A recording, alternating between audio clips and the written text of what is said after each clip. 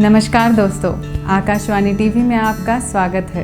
वक्रतुंड महाकाय सूर्यकोटि समप्रभा निर्विघ्नं कुरु मे देवा सर्वकार्येषु सर्वदा। सभी को गणेश चतुर्थी की हार्दिक शुभकामनाएं। दोस्तों, गणेश चतुर्थी के इस पावन दिन में हम सभी के घरों में और मोहल्लों में गणेश जी का विराजमान किया जाता है और पूरा माहौल गणपति की भक्ति में डूब जाता है।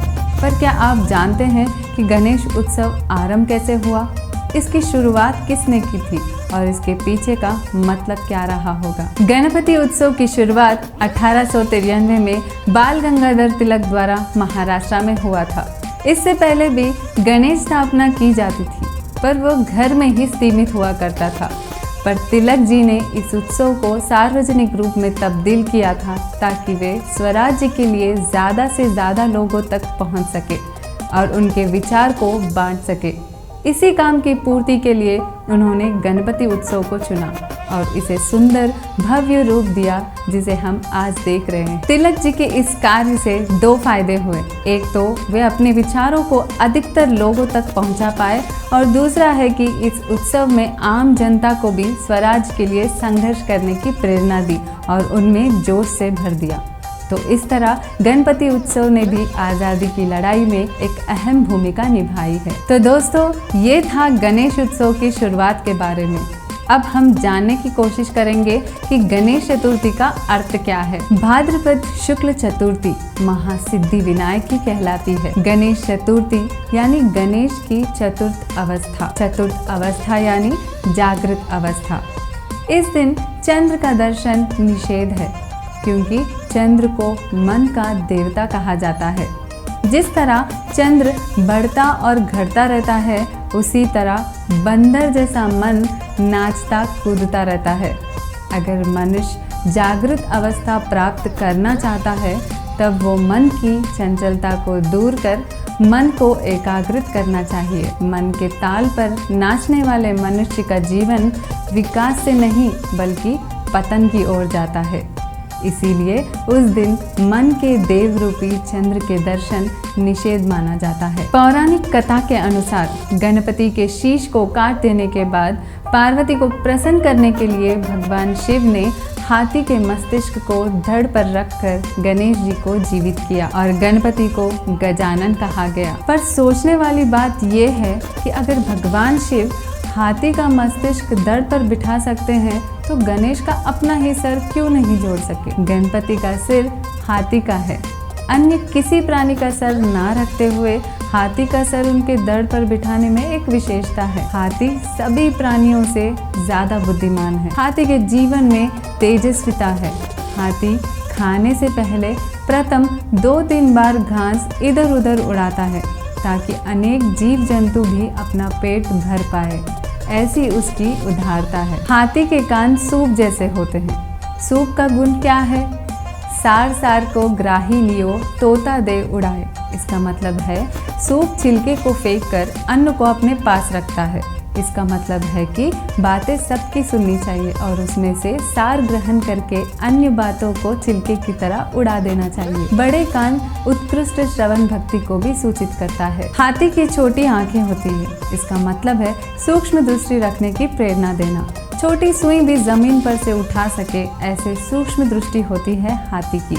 हाथी की छोटी आंखें दीर्घ दृष्टि को भी सूचक है। इस दीर्घ दृष्टि से हाथी एक व्यक्ति के भविष्य को पढ़ सकता है, ऐसे हमारे यहाँ मान्यता है। माना जाता है कि जब कोई निस्संतान राजा मर जाता था, तब एक हथनी के सूंड में माला रखकर उसे पूरे राज्य में घुमाते थे। वो हथनी अपने दीर्घ दृष्टि से सक्षम आदमी को पहचान के उनके गले में माला डालती थी, जिसे बतौर राजा नियुक्त किया जाता था। हाथी की बड़ी नाक दूर तक सूंघने में समर्थ है। हाथी के 2 दांत होते हैं, एक पूरा और दूसरा आधा। पूर्ण दंत श्रद्धा का है और टूटा हुआ दांत मेधा का सूचक है। यह दोनों दंत में एक दंत खंडित है, जो बुद्धि की मर्यादा का सूचक है, और दूसरा दंत पूर्ण है, जो अपश्रद्धा का सूचक है। हाथी के इन्हीं गुणों के दर्शाते हुए गणपति को हाथी का मस्तिष्क लगाया गया है। इसीलिए इन्हें गजानन भी कहा जाता है। गजानन के 4 हाथ हैं। एक हाथ में अंकुश, दूसरे हाथ में पाश, तीसरे में मोदक और चौथे में आशीर्वाद। अंकुश वासना विकृतों पर संयम रखने का सूचक कहलाता है। पाश अगर जरूरत होने पर इंद्रियों पर नियंत्रण करने के लिए सूचक है। मोदक यानी जो मोद करता है। मोदक तत्व ज्ञान का प्रतीक है। मोदक को बाहर से चखने पर फीका लगता है, मगर उसका भीतर का सार भाग मधुर होता है। गणपति लंबोदर भी कहलाते हैं। सबकी सुनी बातें अपने विशाल उदर में समा देने के सूचन उनका बड़ा पेट करता है। उनके पैर छोटे हैं, इसीलिए शायद वे जल्दी से दौड़ नहीं सकते। बुद्धिमान के पैर हमेशा छोटे होते हैं, यानी कि वे खुद दौड़ नहीं करते, परंतु अपनी बुद्धि से दूसरों को दौड़ करवाते हैं। पृथ्वी की प्रदक्षिण की शर्त में अपने भाई कार्तिकेय को गणेश ने अपनी बुद्धि से मात दिया था। विष्णु का वाहन गरुड़ है, शंकर का वाहन बैल है। ये वाहन विशाल काय के हैं, हमारे दरवाजे तक आकर रुक जाते हैं, घर में प्रवेश भी नहीं कर सकते। लेकिन गणपति का वाहन चूहा है, जो उन्हें घर घर ले जाते हैं। गणपति को दर्व बहुत पसंद है।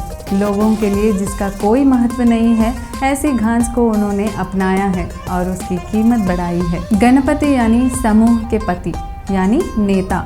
नेता और तत्ववेता में कौन कौन से गुण होने चाहिए, यहाँ उनके स्वरूप द्वारा ही प्रदर्शित होता है। गणपति के पास ब्रह्म सौंदर्य ना होते हुए भी आंतरिक सौंदर्य का वैभव भरा हुआ है। प्रत्येक कार्य की सिद्धि के लिए गणपति का सर्वप्रथम पूजन किया जाता है। सामान्य अर्थ में नेता और तत्ववेता समाज के गणपति है। किसी भी कार्य की सिद्धि के लिए सर्वप्रथम इन गणपतियों को श्रेष्ठ पुरुषों को बुलाकर उनका पूजन करने से, उनका सत्कार करने से उनका मार्गदर्शन हमेशा मिलता रहेगा और कार्य सिद्धि होता है। आध्यात्मिक दृष्टि से देखो तो हमारी इंद्रिय एक गण है, उस गण का पति मन है। किसी भी कार्य को सिद्ध करना हो तो हमारा यहाँ गणपति ठिकाने पर होना चाहिए। इसीलिए गणपति का प्रथम पूजन करना और मन को कार्य के प्रारंभ से ही शांत और स्थिर रखना, जिससे कोई विघ्न खड़े ही ना हो और कार्य सरलता से पूर्ण हो। इसीलिए गणपति को विघ्नहर्ता भी कहते हैं। गणेश चतुर्थी को हम गणपति लाते हैं और उसका विसर्जन अनंत चतुर्दशी के दिन करते हैं। देह मूर्ति, ज्ञान मूर्ति और मंगल मूर्ति गणेश नेता और तत्ववेता के लिए आदर्श रूपी है। पुराण हमें ये समझाते हैं कि गणपति तत्वज्ञानी के देव है और समाज के नेता है। तत्ववेता और नेता के पास हाथी जैसा ही मस्तिष्क होना चाहिए।